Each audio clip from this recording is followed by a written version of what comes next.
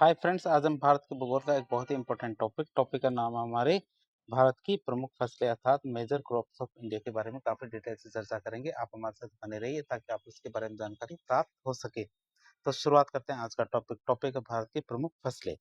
तो भारत क्या एक कृषि प्रधान देश है। भारत क्या एक कृषि प्रधान देश है और यहाँ विभिन्न प्रकार की फसलें उगाई जाती है। भारत की बात करें तो भारत में हमारे विभिन्न प्रकार की फसलें उगाई जाती है। भारत में मुख्य फसलों को तीन प्रमुख फसली ऋतुओं में वर्गीकृत किया जाता है। तो बात करेंगे हमारे भारत की जो हमारे मुख्य फसलें हैं, तो मुख्य फसलों को हमारे तीन प्रमुख फसल ऋतुओं में वर्गीकृत किया जाता है। तो कौन कौन से हमारे फसल ऋतुएं हैं?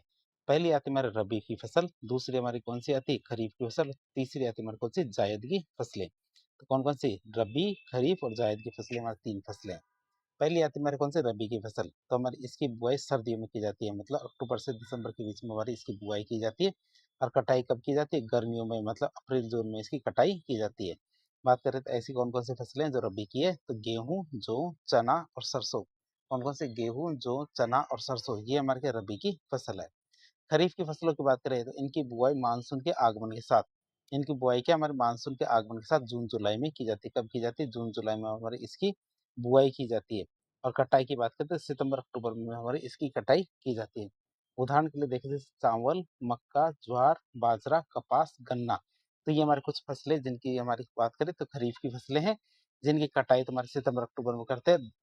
और बुआई की बात करें तो जून जुलाई में हमारी इसकी बुआई की जाती है। तीसरी आती है जायद की फसलें। तो रबी और खरीफ की बीच की छोटी सी अवधि में, मतलब मार्च और जून, या मार्च से जून के बीच में हमारी उगाई जाती है। जैसे हमारे तरबूज है, खरबूजा है, खीरा है, ये हमारे क्या जायद की फसलें कहलाती है। बात करें भारत की, तो भारत की कुछ प्रमुख फसलों के बारे में इस लेक्चर के अंदर हम देखेंगे। बात करें कौन कौन सी फसलें। पहली फसल आती है हमारी कौन सी? गेहूं। पहली फसल कौन सी आती है? गेहूं के बारे में बात करें तो गेहूं हमारे क्या एक रबी की फसल है। आप इसे याद रखें, गेहूं क्या एक रबी की फसल है। चित्र में आप गेहूं का चित्र देख सकते हो। बात करें किस टेम्परेचर में उगता है गेहूं, तो गेहूं के फसल के लिए 15 से 20 डिग्री तक का तापमान जरूरी होता है। कितना? 15 से 20 डिग्री का तापमान जरूरी होता है। बुआई की बात करें तो बुआई के समय 10 डिग्री तापमान की आवश्यकता होती है। कितने? 10 डिग्री तापमान की आवश्यकता है बुआई के समय। और बढ़ते समय हमारे इसके 15 डिग्री तापमान की आवश्यकता होती है। तो बुआई के समय तो 10 डिग्री और हमारे बढ़ते समय 15 डिग्री की आवश्यकता होती है। बात करें बार पकते और काटते समय, तो पकते और काटते समय 20 डिग्री तापमान की आवश्यकता होती है, जो फसल को अच्छी तरह से पकने में मदद करता है। तो और पकते समय और काटते समय कितना? कम से कम 20 डिग्री तापमान की आवश्यकता होती है। बात करें जलवायु क्षेत्र या क्लाइमेट जोन की, तो गेहूं की फसल के लिए शीतोष्ण कटिबंधीय जलवायु की आवश्यकता होती है। किसकी? शीतोष्ण कटिबंधीय जलवायु की, या टेम्परेट जो क्लाइमेट है इसकी आवश्यकता होती है। बात करें वर्षा या रेनफॉल की, तो गेहूं की फसल के लिए 50 से 75 सेंटीमीटर की वर्षा की आवश्यकता होती है। किसकी? 50 से 75 सेंटीमीटर की वर्षा की आवश्यकता होती है। तो गेहूं की फसल के लिए कम से कम 100 दिन का पाला रहित होना चाहिए। मतलब कैसा सा मौसम होना चाहिए? 100 दिन पाला रहित होना चाहिए। क्यों? क्योंकि पाला क्या करता है? गेहूं की फसल को गंभीर रूप से नुकसान पहुंचाता है। पाला क्या करता है? गेहूं की फसल को गंभीर रूप से नुकसान पहुंचा सकता है। तो गेहूं की फसल में उगते समय अधिक वर्षा की आवश्यकता होती है, ताकि हमारे बीज के अच्छी तरह से अंकुरित हो सके। जबकि कटाई के समय हमारे शुष्क मौसम की आवश्यकता होती है। तो हमारे कटाई के समय तो शुष्क मौसम की आवश्यकता होती है, जबकि हमारे क्या फसल के उगते समय अधिक वर्षा की आवश्यकता होती है। तो उगते समय तुम्हारे अच्छी वर्षा की आवश्यकता होती है, ताकि बीज अच्छी तरह से अंकुरित हो सके। जबकि कटाई के समय हमारे क्या शुष्क मौसम की आवश्यकता होती है।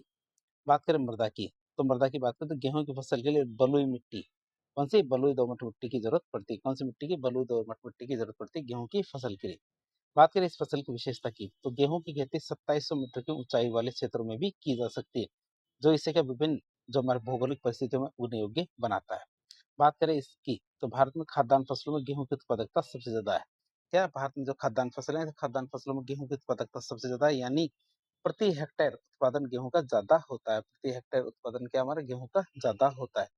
100 सेंटीमीटर समवर्षा रेखा की बात करें तो 100 सेंटीमीटर समवर्षा रेखा, ये आइसोलाइन है, गेहूं और चावल उत्पादक क्षेत्रों को अलग अलग करती है। क्या करती है? गेहूं और चावल उत्पादक क्षेत्रों को अलग अलग करती है। क्यों? क्योंकि गेहूं को कम वर्षा चाहिए, जबकि चावल को अधिक वर्षा की जरूरत पड़ती है। गेहूं को मर के कम वर्षा की जरूरत पड़ती है, जबकि हमारे चावल को अधिक वर्षा की जरूरत पड़ती है। बात करें गेहूं की किस्मों की, तो वैरायटी ऑफ व्हीट की बात करें तो गिरिजा, अर्जुन, मालवीय सेकंड, वो 12, मालवीय 12, सोनालिका, ये हमारी क्या गेहूं की कुछ किस्में हैं, जिसमें सोनालिका एक बोनी किस्म है। कैसी? डॉर्फ वैरायटी है, जो हमारे हरित क्रांति में बहुत ही महत्वपूर्ण रही थी। कौन सी? सोनालिका। बात करें इसके उत्पादन के आंकड़ों की 2025-26 के अंदर जो उत्पादन के आंकड़े थे, तो वैश्विक उत्पादन की बात करें तो गेहूं उत्पादन में हमारा नंबर 1 पे चीन है, दूसरे स्थान पर हमारा भारत है। तो भारत क्या दुनिया का दूसरा सबसे बड़ा गेहूं उत्पादक देश है। भारत क्या हमारा दुनिया का दूसरा सबसे बड़ा गेहूं उत्पादक देश है।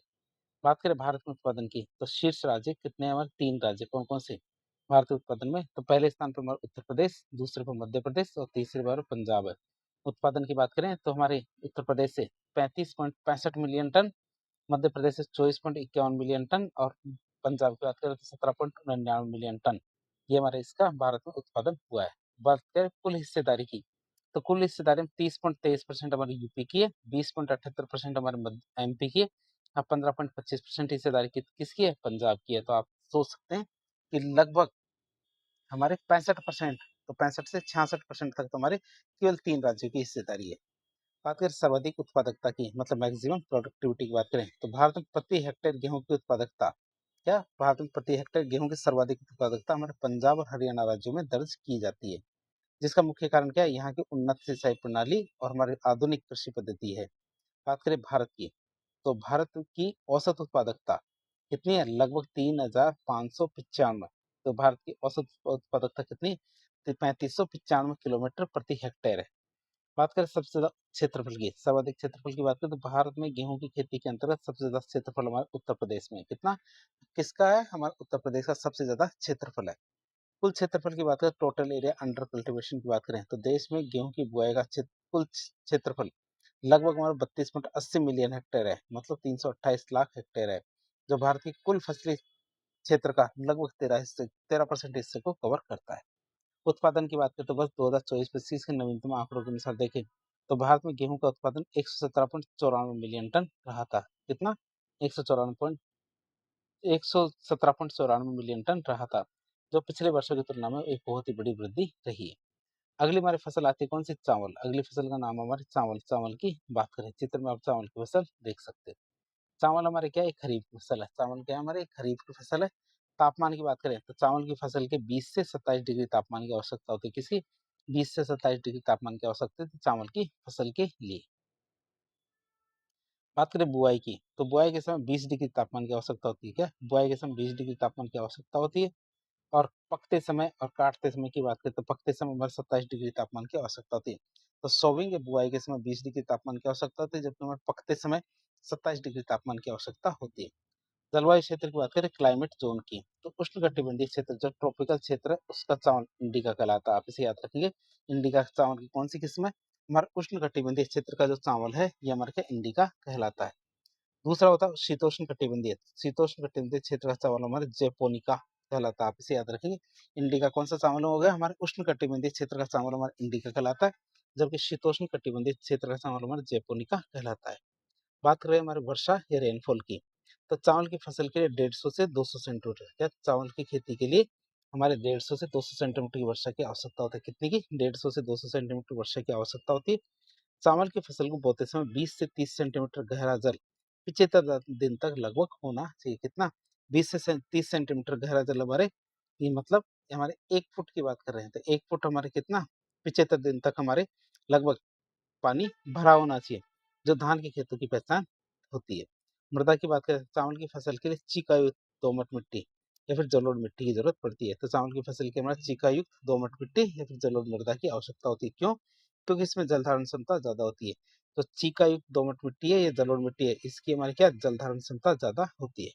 बात करें इसकी विशेषता की तो चावल की खेती हमारे 2000 मीटर तक की ऊंचाई वाले क्षेत्रों में भी की जाती है। जो ऐसे एरिया जो हमारे 2000 मीटर की ऊंचाई पे हैं उनमें भी हमारे चावल की खेती की जा सकती है।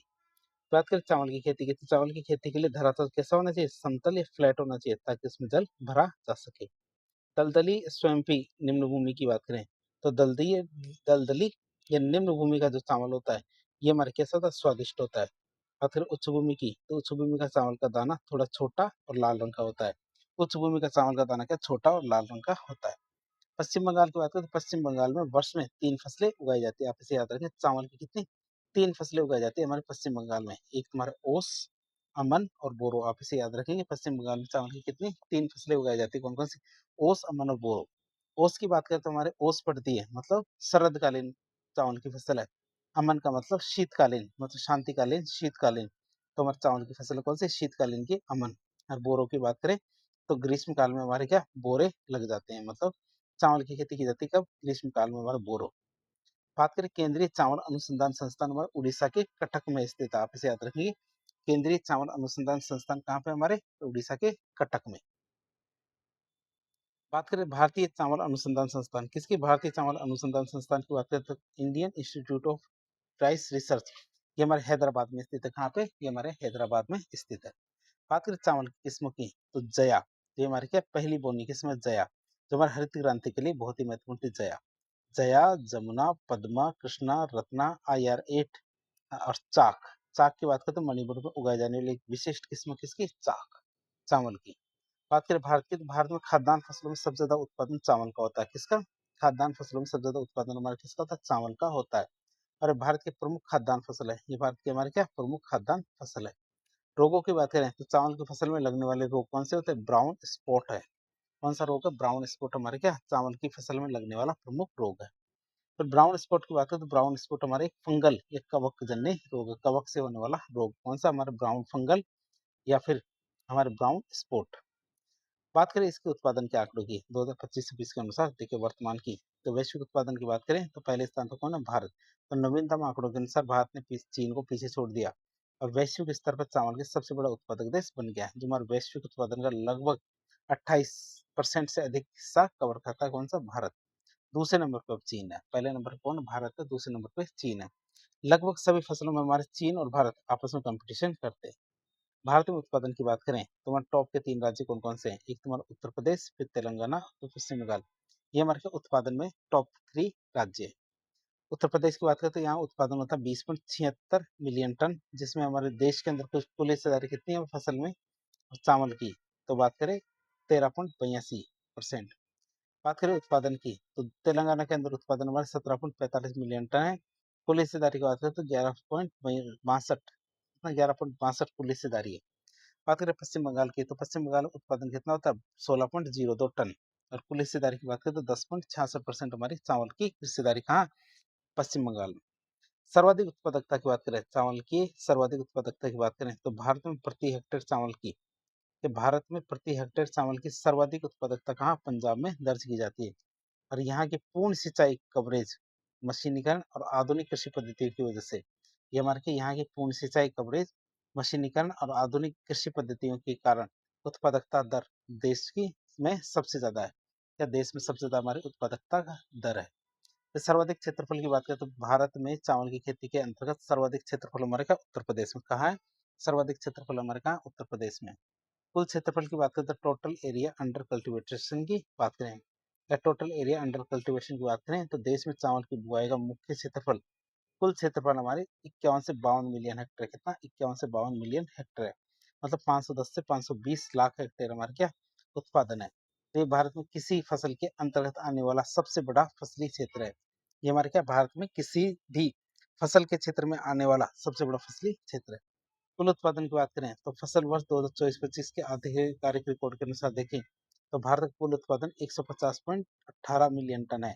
आप इसे याद रखेंगे ये 1501.84 टन लाख टन रहा है, जो कृषि के क्षेत्र में बहुत ही एक ऐतिहासिक कदम को दिखाता है। बात करें कपास की, अगला हमारी फसल आती है कौन सी? कपास। कपास की बात करें तो कपास क्या है? खरीफ की फसल है। कपास क्या है? खरीफ की फसल है।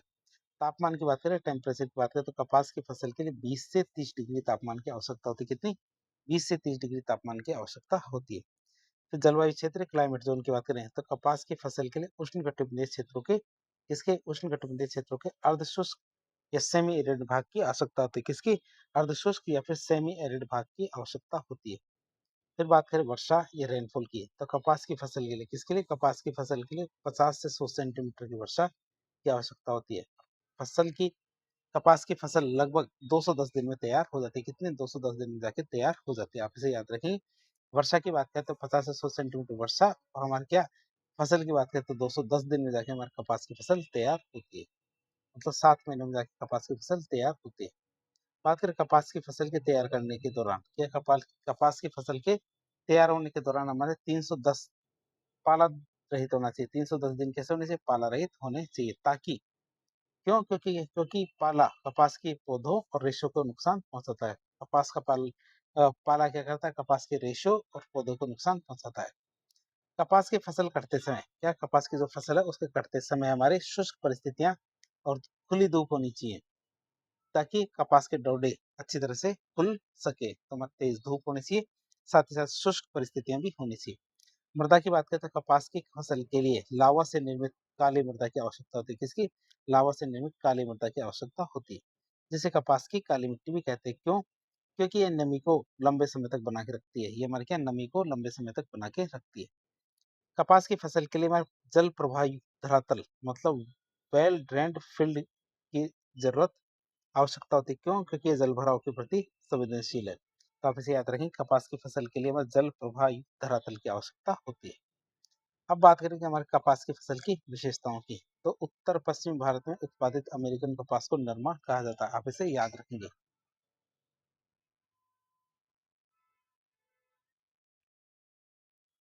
आप इसे याद रखेंगे, उत्तर भारत पश्चिम भारत में उत्पादित जो अमेरिकन कपास है तो उसे हम क्या बोलते हैं? नरमा कहते हैं। आप इसे याद रखेंगे। क्या? जो हमारे अमेरिकन कपास जो उत्तर भारत में उत्पादित होती है उसे कौन सी कहते हैं? नरमा कपास कहते हैं। उत्तर पश्चिम भारत में उत्पादित जो अमेरिकन कपास में लंबा रेशा होता है। आप इसे याद रखेंगे। जो नरमा वाली कपास है ये हमारे कौन सा होता है? जिसमें लंबा रेशा होता है, जो हमारे उच्च गुणवत्ता का माना जाता है। लंबा रेशा हमारे क्या उच्च गुणवत्ता का माना जाता है, जबकि भारतीय कपास का रेशा हमेशा सामान्यतः क्या होता है? छोटा होता है। आप इसे याद रखेंगे, जो भारतीय कपास का रेशा ये हमेशा क्या होता है? छोटा होता है। उत्तरी कर्नाटक में स्थित जो काली मिट्टी है उस मिट्टी की काली मिट्टी वाले क्षेत्र को सलट्टी कहते हैं। आप इसे याद रखेंगे। उत्तरी कर्नाटक में स्थित काली मिट्टी वाले क्षेत्र को सलट्टी कहते हैं, और दक्षिणी कर्नाटक में स्थित लाल मिट्टी वाले क्षेत्र को दोढ़ट्टी कहते हैं। आप इसे याद रखेंगे। और दोनों ही क्षेत्रों पे हमारे क्या कपास की खेती की जाती है। बात करें कपास की कौन कौन सी वेरायटी है, तो विकास, विक्रम, कल्याण, विजय, नर्मदा, ये हमारे कपास की बहुत सारी फसलें हैं। किसमें? आप इसे याद रखेंगे। उत्पादन के आंकड़ों की बात करें 2025-26 के अनुसार, तो वैश्विक उत्पादन की बात करें तो सबसे ज्यादा उत्पादन हमारे नंबर 1 पे चीन आता है। दूसरे नंबर पे हमारे कौन है? भारत आता है। तो भारत क्या वैश्विक कपास उत्पादन में लगभग 19 से 20% का योगदान करता है। तो भारत क्या हमारे वैश्विक उत्पादन में हमारे कितना 19 से 20% का योगदान करता है। भारत की बात करें तो भारत में उत्पादन की 3 टॉप के राज्य कौन कौन से हैं? तो कपास के उत्पादन की बात करें तो कपास के उत्पादन को हमारे गांठ में मापा जाता है। आप इसे याद रखेंगे। कपास के उत्पादन को हमारे किस में? गांठ में मापा जाता है। और एक गांठ हमारे 170 किलो की होती है। कितने? 170 किलो की होती है हमारे एक गांठ। इकोनॉमिक सर्वे के अनुसार देखें तो टॉप के शीर्ष 3 राज्य कौन कौन से हैं? तो पहले नंबर पे हमारे महाराष्ट्र आता है। तो कुल उत्पादन हिस्सेदारी में 24.80%, कितने? 24.80% की हिस्सेदारी किसकी? महाराष्ट्र की। दूसरे स्थान पर हमारा गुजरात आता है। कुल उत्पादन हिस्सेदारी की बात करें तो 24.8% हमारे गुजरात की आती है। तीसरे स्थान पर तेलंगाना आता है, जिसकी कुल हिस्सेदारी कितनी? 19.47% है। आप इसे याद रखेंगे। तो राजस्थान भारत के अंदर हमारे क्या टॉप के 3 राज्य कौन कौन से कपास उत्पादन के? तो महाराष्ट्र, गुजरात और तेलंगाना। बात करें सर्वाधिक उत्पादकता के मैक्सिमम जो हमारे प्रोडक्टिविटी की बात करें, किसकी? मैक्सिमम प्रोडक्टिविटी की बात करें तो भारत में प्रति हेक्टेयर कपास की सर्वाधिक उत्पादकता हमारे तमिलनाडु, राजस्थान, पंजाब जैसे राज्यों में दर्ज की जाती है। सर्वाधिक उत्पादकता कहाँ पे? हमारे तमिलनाडु, राजस्थान और पंजाब जैसे राज्यों में दर्ज की जाती है, जहाँ सिंचाई की बेहतर व्यवस्था होती है। बात करें वैश्विक स्तर पे, तो वैश्विक स्तर पर भारत का औसत उत्पादन स्तर लगभग 440 से 450 किलोग्राम प्रति हेक्टेयर होता है, जो कई देशों की तुलना में बहुत कम है। जो प्रमुख देश हमारे कपास उत्पादन के, उनकी तुलना में तो बहुत कम है। बात करें सर्वाधिक क्षेत्रफल की, मैक्सिमम एरिया की, तो भारत में कपास की खेती के अंतर्गत सबसे ज्यादा क्षेत्रफल हमारे महाराष्ट्र, गुजरात में है। कहाँ? महाराष्ट्र, गुजरात में सबसे ज्यादा क्षेत्रफल पे कपास की खेती की जाती है। कुल क्षेत्रफल की बात करें, एरिया की बात करें हम, तो भारत में कपास की बुआई का भारत में कपास की बुआई का कुल क्षेत्रफल लगभग 114.84 लाख हेक्टेयर। कितना? 114.84 लाख हेक्टेयर हमारे भारत में कपास की बुआई का क्षेत्रफल लगभग 114.84 लाख हेक्टेयर, मतलब 11.48 मिलियन हेक्टेयर है। आप इसे याद रखें, बुआई का क्षेत्रफल। क्षेत्रफल के मामले में देखें तो भारत दुनिया में पहले स्थान पे आता है। क्षेत्रफल के मामले में भारत क्या दुनिया में पहले नंबर पे आता है। और ये इसकी बात करते हैं, वैश्विक कपास क्षेत्र का करीब 38% हिस्सा कवर करता है। दुनिया में जितना भी कपास उत्पादन होता है उसमें हमारा 38% हमारा केवल भारत में होता है। कुल उत्पादन की बात करें तो वर्ष 2024-25 में भारत में कपास का कुल उत्पादन 297.24 लाख गांठे लगभग 5.06 मिलियन टन दर्ज किया गया है। बात करें हमारे 2025-26 की, तो 2025-26 में अस्थायी या नवीनतम अनुमान की बात करें किसकी, हमारे अस्थायी या नवीनतम अनुमान की बात करें तो देश का कुल कपास उत्पादन 290.91 लाख गांठे रहने का अनुमान है। तो 3 फसलों के बारे में हमने देख लिया। चौथी फसल आती है मेरे कौन सी, गन्ना। चौथी फसल कौन सी आती है मेरे, गन्ना। गन्ना की बात करें तो गन्ना फसल की बात करें तो ये हमारे क्या एक खरीफ की फसल है। गन्ना क्या हमारी खरीफ की फसल है, लेकिन ये 1 वर्ष या उससे अधिक समय लेती है पकने में। गन्ने की बात करें तो 1 वर्ष से ज्यादा समय लेती है पकने में, आपसे याद रखेंगे। वैसे ये खरीफ की फसल है। तापमान की बात करें तो गन्ने की फसल के लिए 20 डिग्री से 30 डिग्री का तापमान की जरूरत पड़ती है। तो 20 से 30 डिग्री तापमान की जरूरत पड़ती है गन्ने की फसल के लिए। बोते समय सामान्य तापमान की आवश्यकता होती है, बढ़ते समय अधिक तापमान की आवश्यकता होती है। क्या बढ़ते समय अधिक तापमान की आवश्यकता होती है जो इसकी वृद्धि को बढ़ावा देता है। चित्र में आप गन्ना देख सकते हैं। पकते समय कम तापमान की आवश्यकता होती है, जिसमें हमारे क्या पकते समय कम तापमान की आवश्यकता होती है। क्यों? क्योंकि ये गन्ने में सुक्रोज मतलब चीनी की मात्रा बढ़ाने में सहायता करता है। कम तापमान क्या करता है, गन्ने में चीनी की मात्रा बढ़ाने में सहायता करता है। जलवायु क्षेत्र की बात करें क्लाइमेट जोन की है, तो गन्ना क्या है हमारा उष्णकटिबंधीय फसल है, हमारा ट्रॉपिकल फॉरेस्ट क्रॉप है, आप इसे याद रखेंगे। गन्ना क्या है हमारे उष्णकटिबंधीय फसल है, ट्रॉपिकल क्रॉप है। गन्ने की फसल को आर्द्र और उपाद्र वाले क्षेत्रों की आवश्यकता होती है, आप इसे याद रखेंगे कि गन्ने की जो फसल है तो गन्ने की फसल को आर्द्र और उपाद्र जलवायु वाले क्षेत्र की आवश्यकता होती है। वर्षा की बात करें रेनफॉल की, तो गन्ने की फसल के लिए लगभग 125 सेंटीमीटर तक की वर्षा की आवश्यकता होती है, या फिर पर्याप्त सिंचाई होनी चाहिए। यदि पर्याप्त सिंचाई हो या फिर 125 सेंटीमीटर की वर्षा की जरूरत पड़ती है। गन्ने की फसल में कटाई से पहले शुष्क परिस्थिति की आवश्यकता होती है। कटाई से पहले कैसी, शुष्क परिस्थिति की आवश्यकता होती है, जो गन्ने में चीनी की मात्रा को केंद्रित करने में मदद करती है। जो क्या करती है, गन्ने में चीनी की मात्रा को केंद्रित करने में मदद करती है। मृदा की बात करें तो गन्ने की फसल के दोमट चिकनी मिट्टी, क्या गन्ने की फसल के लिए दोमट गहरी चिकनी और लावा से निर्मित काली मिट्टी की जरूरत पड़ती है। तो आप इसे याद रखेंगे, गन्ने की फसल के लिए कौन सी मिट्टी की जरूरत पड़ती है, दोमट गहरी चिकनी मतलब लोमी डीप क्ले और लावा से निर्मित काली मिट्टी की आवश्यकता होती है। क्यों? क्योंकि ये मिट्टी क्या नमी और पोषक तत्वों को अच्छी तरह से धारण करती है। क्योंकि ये मिट्टी क्या करती है, नमी और पोषक तत्वों को अच्छी तरह से धारण करती है। विशेषताओं की बात करें तो गन्ने की फसल को पकने में लगभग 11 से 12 महीने लगते हैं, जो इसे क्या एक लंबी अवधि की फसल बनाता है। जो क्या करता है, इसे एक लंबी अवधि की फसल बनाता है। बात करें गन्ने की फसल के लिए पाला हानिकारक होता है, आप इसे याद रखेंगे। हमारे गन्ने की फसल के लिए क्या पाला हानिकारक होता है। क्यों? क्योंकि गन्ने की कोशिकाओं को नुकसान पहुंचा करके चीनी की मात्रा को कम कर देता है। पाला क्या करता है, हमारे गन्ने की कोशिकाओं को नुकसान पहुंचाता है और चीनी की मात्रा को कम कर देता है, आप इसे याद रखेंगे। बात करें दक्षिण भारत में, दक्षिण भारत में गन्ने की उत्पादकता अधिक होती है। क्या? दक्षिण भारत में गन्ने की उत्पादकता अधिक होती है। क्यों? क्योंकि यहाँ क्या तापमान की स्थिति गन्ने के विकास सुक्रोज उत्पादन के लिए अधिक अनुकूल पाई जाती है। क्या तापमान की स्थिति क्या होती है, हमारे गन्ने के विकास और सुक्रोज उत्पादन के लिए अधिक अनुकूल मानी जाती है। दक्षिण भारत में गन्ने में सुक्रोज की मात्रा भी ज्यादा पाई जाती है। क्या? दक्षिण भारत में हमारे जो गन्ने होता है तो गन्ने में सुक्रोज की मात्रा ज्यादा पाई जाती है, मतलब मिठास की मात्रा ज्यादा होती है। बात करें गन्ने के उत्पादन आंकड़ों की बात करें, हमारे किसके अनुसार 2025-26 के अनुसार, तो वैश्विक उत्पादन की बात करें तो गन्ने का सबसे ज्यादा उत्पादन मतलब पहले नंबर पे आता है ब्राजील, दूसरे नंबर पे आता है भारत। तो भारत दुनिया का दूसरा सबसे बड़ा गन्ना उत्पादक और चीनी का सबसे बड़ा उपभोक्ता है, मतलब खाते भी हम हैं और उगाते भी हम हैं दूसरे नंबर पे। तो खाने वालों में तो नंबर 1 और उगाने वालों में दूध नंबर 2। तो भारत में उत्पादन की बात करें तो टॉप 3 राज्य कौन कौन से गन्ने के उत्पादन में, तो पहले नंबर पे आता है हमारा उत्तर प्रदेश। पहला नंबर उत्तर प्रदेश आता है। बात करें इसकी तो कुल उत्पादन में सबसे बड़ी हिस्सेदारी हमारी क्या, उत्तर प्रदेश की है। तो देश के कुल गन्ना उत्पादन का लगभग 44 से 45% हिस्सा अकेले उत्तर प्रदेश में उत्पादित होता है। दूसरे स्थान पर हमारा महाराष्ट्र, तीसरे स्थान पर हमारे क्या कर्नाटक आता है। बात करें सर्वाधिक उत्पादकता की, मैक्सिमम प्रोडक्टिविटी की बात करें तो भारत में प्रति हेक्टेयर गन्ने की सर्वाधिक उत्पादकता तमिलनाडु और अन्य दक्षिणी राज्य जो हमारे उष्णकटिबंधीय जलवायु के कारण तो उनमें दर्ज की जाती है। तो तमिलनाडु और अन्य दक्षिणी राज्यों में दर्ज की जाती है हमारे गन्ने की सर्वाधिक उत्पादकता। और यहाँ की उत्पादकता लगभग 100 टन प्रति हेक्टेयर तक पहुंच जाती है। यहाँ की उत्पादकता क्या होती है, लगभग 100 टन प्रति हेक्टेयर तक पहुंच जाती है। जबकि भारत की औसत उत्पादकता हमारी 70 से 83 टन ही रह जाती है। जबकि हमारा दक्षिण भारत और तमिलनाडु में कितनी 100 टन प्रति हेक्टेयर तक की इसकी उत्पादकता पहुंच जाती है। बात करें सर्वाधिक क्षेत्रफल की, किसकी सर्वाधिक क्षेत्रफल या मैक्सिमम एरिया की बात करें तो भारत में गन्ने की खेती के अंतर्गत, या भारत में गन्ने की खेती के अंतर्गत सबसे ज्यादा क्षेत्रफल उत्तर प्रदेश में है। और देश के कुल गन्ना क्षेत्र का, क्या देश के कुल गन्ना क्षेत्र का 45% अकेला हमारे उत्तर प्रदेश में आता है। आप इसे याद रखें, जितना भी हमारे भारत के अंदर गन्ना उगता है उसका 45% अकेला उत्तर प्रदेश उगाता है। कुल क्षेत्रफल की बात करें एरिया की, तो भारत में गन्ने की बुआई का कुल क्षेत्रफल क्या, भारत में गन्ने की बुआई का कुल क्षेत्रफल 5.7 से 5.88 मिलियन हेक्टेयर, मतलब लगभग 57 से 58 लाख हेक्टेयर है। कुल उत्पादन की बात करें, प्रोडक्शन की बात करें, तो वर्ष 2024-25 में क्या, वर्ष 2024-25 में भारत में गन्ने का कुल वास्तविक उत्पादन 454.61 मिलियन टन रहा है, मतलब 4,546.11 लाख टन रहा है। बात करें वर्ष 2025-26 की, तो प्रथम अग्रिम अनुमान की बात करें, तो देश का कुल गन्ना उत्पादन बढ़ के 475.61 मिलियन टन, मतलब 4756.14 लाख टन रहने का अनुमान लगाया है। तो हमने गन्ने के बारे में तो देख लिया। अगली फसल आती है हमारी कौन सी, चाय। अगली कौन सी आती है, चाय।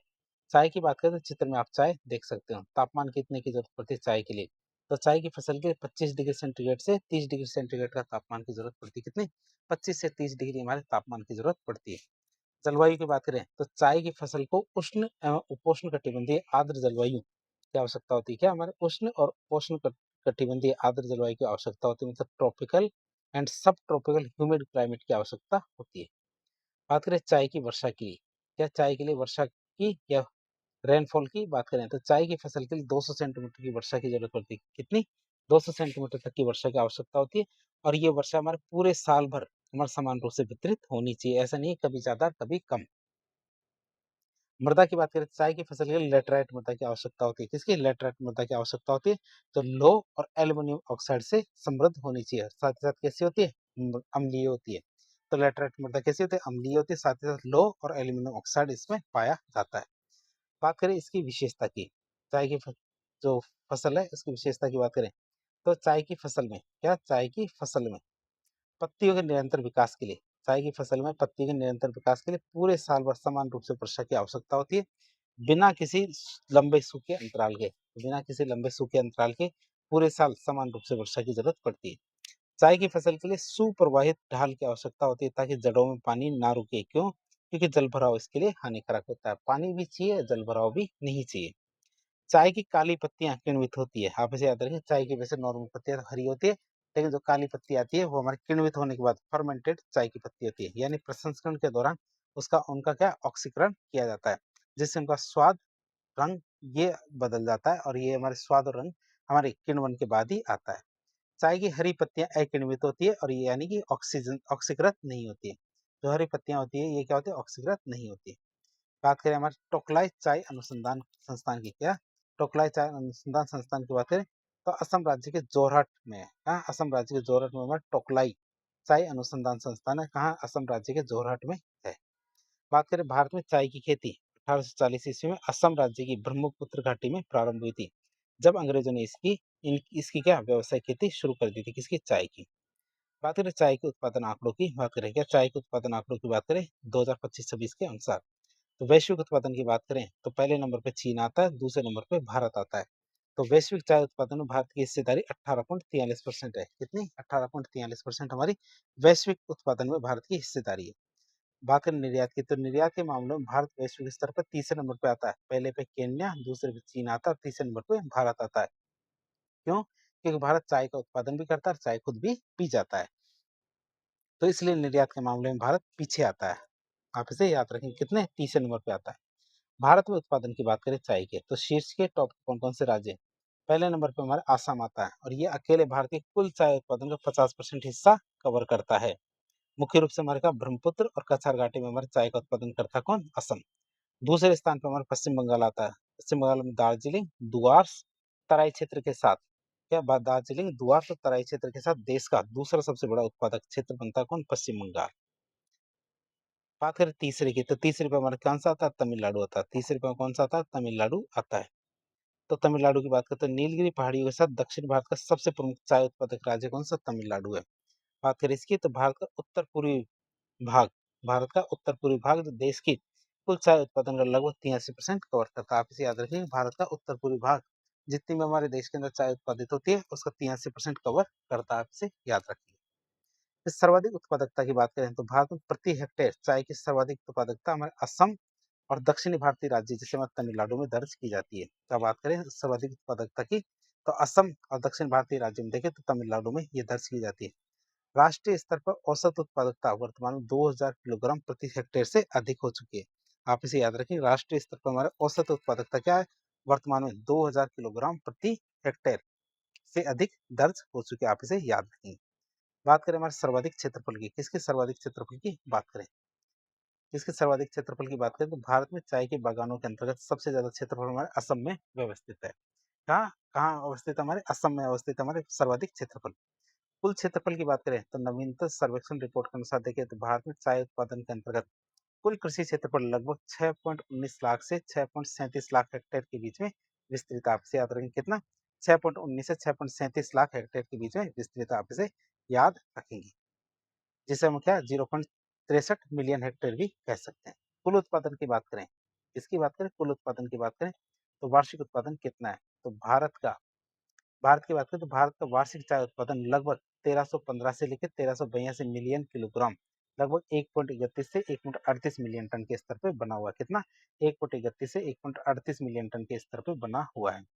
घरेलू उपभोग की बात करें तो भारत विश्व के शीर्ष चाय उपभोक्ताओं में से एक है। हमारे क्या है, भारत क्या विश्व के शीर्ष चाय उपभोक्ताओं में से एक है, जो अपनी कुल घरेलू उत्पादन का लगभग 80% हिस्सा खुद देश के भीतर ही उपभोग कर लेता है। मतलब जितनी चाय उगाता है उसका 80% भारत खुद ही काम ले लेता है। अगली फसल आती है हमारी कौन सी, कॉफी। अगली फसल कौन सी आती है, कॉफी। चित्र में आप कॉफी के बीज देख सकते हो। तापमान की बात करें तो कॉफी की फसल के लिए 20 से 25 डिग्री तापमान की आवश्यकता होती है। कितनी, 20 से 25 डिग्री तापमान की आवश्यकता होती है। जलवायु क्षेत्र की बात करें, क्लाइमेट जोन की, तो कॉफी की फसल को गर्म और आर्द्र जलवायु की फसल माना जाता है। मतलब कॉफी की फसल को हमारे गर्म और आर्द्र जलवायु की आवश्यकता होती है। बात करें वर्षा की, तो कॉफी की फसल के लिए 200 सेंटीमीटर की वर्षा की आवश्यकता होती है। मृदा की बात करें तो कॉफी की फसल के लिए लेटराइट मृदा की आवश्यकता होती है। किसकी, लेटराइट मृदा की आवश्यकता होती है, जो चाय के समान ही आवश्यकता रखती है, या चाय के समान ही आवश्यकता रखते हैं मिट्टी में भी। किस्मों की बात करें तो कॉफी की कितनी, 3 किस्में होती है। कॉफी की कितनी, 3 किस्में होती है। एक किस्म आती है हमारे कौन सी, अरेबिका, दूसरी रोबस्टा और तीसरी लिबेरिका। कौन कौन सी 3 किस्में हमारी, एक तुम्हारी अरेबिका है, दूसरी रोबस्टा और तीसरी लिबेरिका है। अरेबिका की बात करें तो उच्च गुणवत्ता वाली किस्म है, जिसकी भारत में अच्छी मांग होती है अरेबिका की। रोबस्टा की बात करें तो अधिक पैदावार देने वाली और रोग प्रतिरोधी किस्में, जो भारत में अधिक उत्पादित होती है। भारत में मांग तो ज्यादा अरेबिका की और उत्पादन किसका होता है, रोबस्टा का होता है। लिबेरिका की बात करते हैं बहुत कम चलती है। लिबेरिका की बात करती है क्या, बहुत कम चलती है। बात करें इसके फसल की विशेषताओं की, तो कॉफी का पौधा तेज धूप को सहन नहीं कर पाता है। आप इसे याद रखेंगे, कॉफी का पौधा क्या, तेज धूप को सहन नहीं कर पाता, मतलब डायरेक्ट सनलाइट को सहन नहीं कर पाता। इसलिए कॉफी के पौधों को अन्य पौधे जैसे हमारे सिल्वर ओक, जैकफ्रूट, इनकी छाया में उगाया जाता है। किनमें, सिल्वर ओक, जैकफ्रूट, इस प्रकार के पादपों की छाया में उगाया जाता है। भारत की बात है, भारत में रोबस्टा कॉफी का उत्पादन ज्यादा होता है। किसका, रोबस्टा कॉफी का उत्पादन ज्यादा होता है। क्यों, क्योंकि ये भारतीय जलवायु परिस्थितियों के लिए अनुकूल होती है। कौन सी, रोबस्टा कॉफी। तो बात करें केंद्रीय कॉफी अनुसंधान केंद्र, मतलब central coffee research centre, Karnataka राज्य के बोले हमारे हन्नूर के बोले हन्नूर में स्थित है। आप इसे याद रखें, कहाँ, कर्नाटक के क्या, केंद्रीय कॉफी अनुसंधान केंद्र। बात करें भारत में कॉफी का उत्पादन, या भारत में कॉफी का उत्पादन हमारे बाबा बुदन की पहाड़ियों में, जो कर्नाटक में प्रारंभ हुआ था। 17वीं शताब्दी में और एक सूफी संत थे बाबा बुदन, उनके नाम से कॉफी क्या, वही हमारे कॉफी के बीज लेके आए थे, इसलिए उन पहाड़ी को बाबा बुदन की पहाड़ियां कहते हैं। बात करें उत्पादन के आंकड़ों के 2025-26 के अनुसार, उत्पादन के आंकड़ों की बात करें तो वैश्विक उत्पादन में हमारे ब्राजील पहले नंबर पे आता है कॉफी के। भारत की बात करें तो भारतीय स्थान है 7वां। तो भारत दुनिया का 7वां सबसे बड़ा कॉफी उत्पादक देश है। वैश्विक कॉफी उत्पादन में भारत की हिस्सेदारी कितनी है, 3.5% है। कितनी, 3.5% भारत की हिस्सेदारी। भारत में उत्पादन की बात करें तो टॉप के 3 राज्य कौन कौन से, तो बात करें भारत में मुख्य रूप से 2 किस्में, रोबस्टा लगभग 70% और अरेबिका लगभग 30% उगाई जाती है।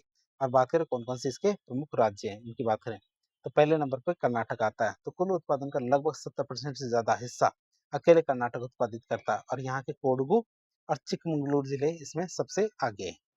दूसरे स्थान पर केरल आता है। तो देश के कुल कॉफी उत्पादन में करीब 21 से 23% की हिस्सेदारी हमारे अकेले केरल की है। बात करें तीसरे स्थान पे तमिलनाडु आता है। तो लगभग 5 से 7% की हिस्सेदारी के साथ तीसरे नंबर पे आता है हमारे कौन, तमिलनाडु। तो आप देख सकते हैं कर्नाटक पहले नंबर पे, केरल दूसरे पे और तमिलनाडु तीसरे नंबर पे हमारे कॉफी उत्पादन में आता है।